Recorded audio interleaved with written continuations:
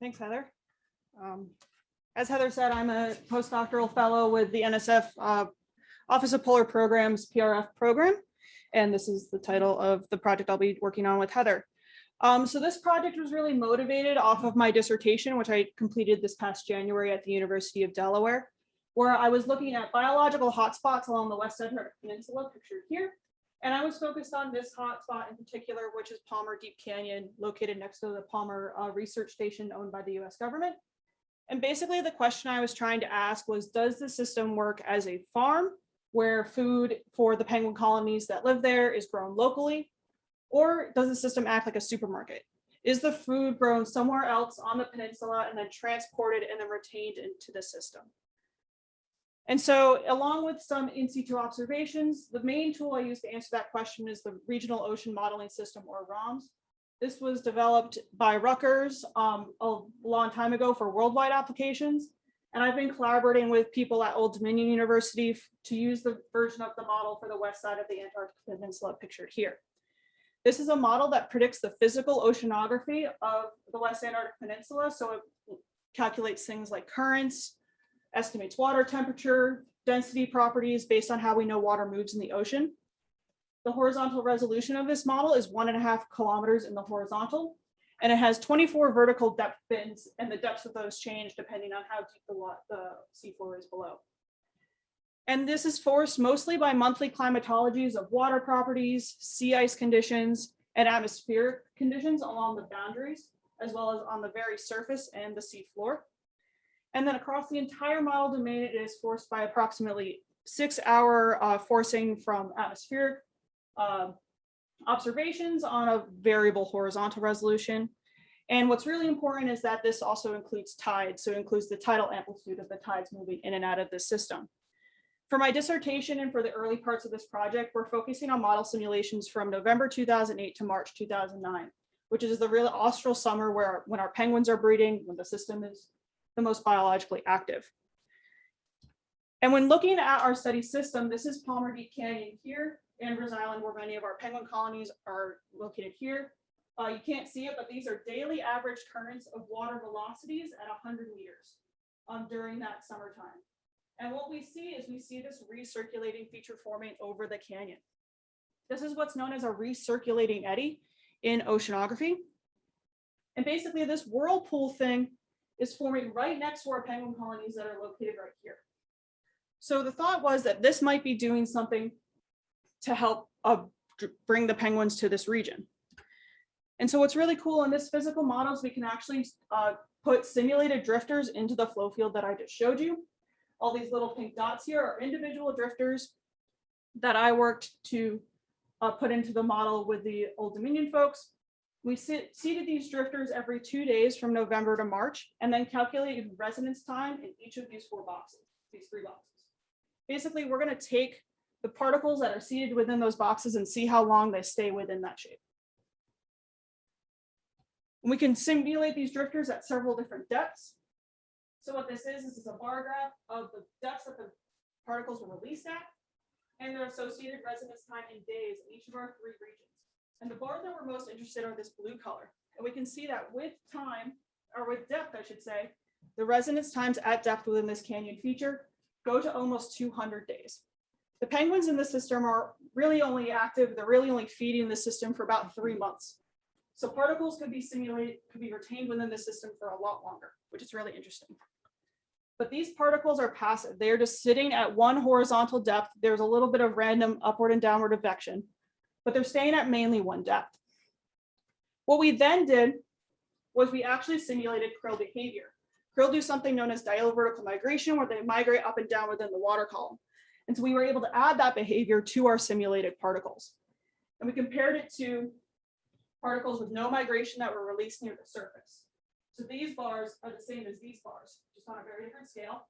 And then we simulated migration down to 50 meters, 150, and 300 meters. And again, we see within Palmer Deep Canyon, we see high retention.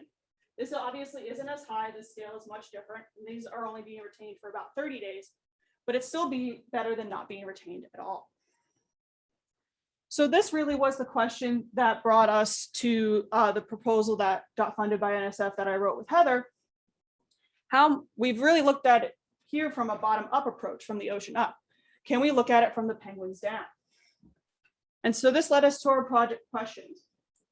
We're going to be using some of the penguin diets from satellite imagery that Heather's group has calculated to look at if the penguin diets, now expanding this to the entire peninsula, is this correlated to retention? And then does this, the presence of retention, affect where penguin colonies are along the peninsula? So like I just said, we're going to be starting with the satellite work. This is a picture of a penguin colony. Basically how pink these cells are in the satellite imagery is believed to be an estimate of the fraction of krill in their diets. And so we're going to be using this along with some bare rock satellite products to determine presence absence, as well as calculate that fraction of krill in the diet. And what I've really been working on since I got here to Stony Brook in February was getting the ROMS model onto the high computing clusters here. So we're going to be expanding the simulations to run across multiple years. But right now in the scaling of the project, really still focusing on that 2008-2009 run. We're going to be calculating retention along, again, the entire peninsula on this 40-kilometer grid on approximately weekly timescales. How this is going so far, for a quick benchmark, at Old Dominion University on the Wahab cluster, my collaborator Mike has been able to get this model to run approximately one model day in about half an hour. At Stony Brook, I've had mixed success with this. Unfortunately, the small amount of memory on Ecology increases the runtime significantly. So I've ported the model over to Seawolf, where I'm getting comparable runtimes to what Mike has been able to produce at Old Dominion University. We're able to right now run only about 30 days in the queue times available on Seawolf, but we're working on seeing if we can improve that at all. But we have been able to run one 30-day test for just simulating November of 2008, and that seems to have been going well so far. To wrap it all up, just what is the point of all of this? If we find that prey retention could be important to habitat selection on the peninsula, that could really help improve habitat selection models. And retention is incredibly important because krill population dynamics are highly cyclical. So there are years where there are not a lot of krill. And so this retention could help reduce the variability that the penguins see in their diets. And also we hope to build a predictive model to help determine where penguins may expand to in the future. And this is especially true for Gen 2 penguins, this guy right here, as they're actively expanding their colonies along the peninsula. And that's it.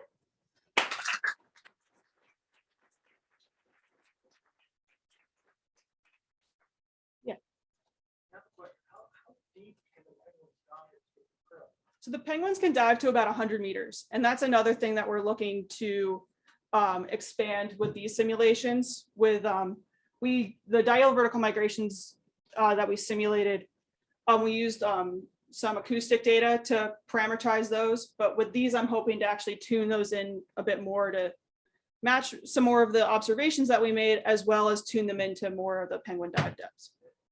Yeah. When you discussed forcing, there was like 6 hours of sleep. Mm-hmm. What does that mean? Is that the cadence of the time step? Yeah, the time step is every 6 hours.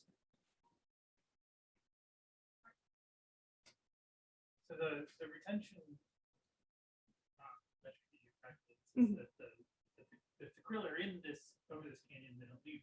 Do they get drawn in there? They also do. The metric that I calculated just focuses on the particles that are released over that space. Right. But in other figures that I didn't show, actually, I think I have one of them here.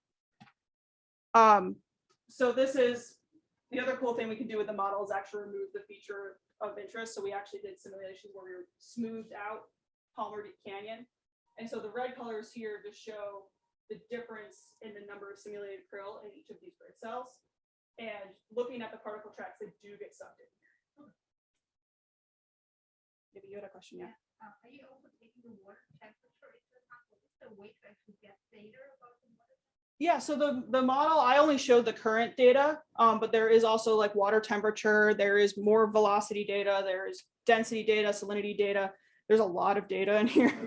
And that's why the input, the reason I had to port it over to Seawolf is because the model kept crashing on initialization because the input files are like 70 gigabytes. And so running it on Seawolf, on Okami, I had to spread it across like 60 nodes. It was a nightmare. But yeah, so the input files are quite large and the output files are also immensely large. How do you get this temperature and other data?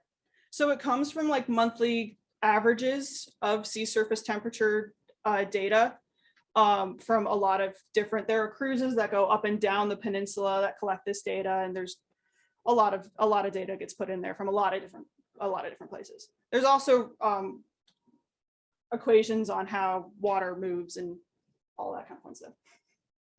You know, if other penguin colonies are also like near kind of vortices like this, or? So I don't know about vortices per se, but if I go back to my second slide here, the oops. So all of these little insets are all different canyons. That's what the blue here is. It's the bathymetry of the seafloor. And these are all different areas along the peninsula that are associated with penguin colonies and other biological hotspots. Yeah.